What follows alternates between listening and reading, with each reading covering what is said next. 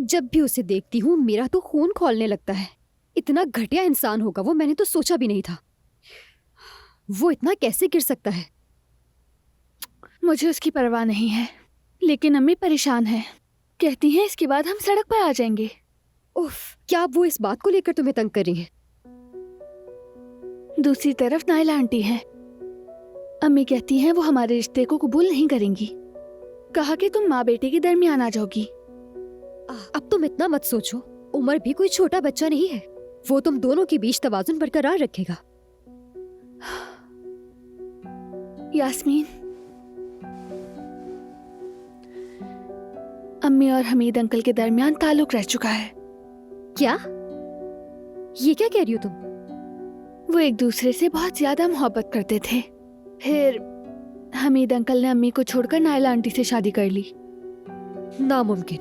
क्या सच में ऐसा है? हाँ, बिल्कुल ऐसा ही है। तो अब ये बात निकली है चूंकि हामिद साहब ने तुम्हारी अम्मी को छोड़ा, इसलिए अब उनका बेटा तुम्हें छोड़ देगा। उमर तुम्हें कभी नहीं छोड़ेगा।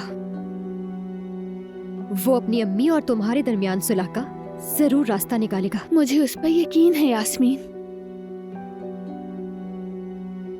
लेकिन मैं उनके बीच दीवार नहीं बन सकती। उमर के साथ कुछ गलत नहीं कर सकती मैं।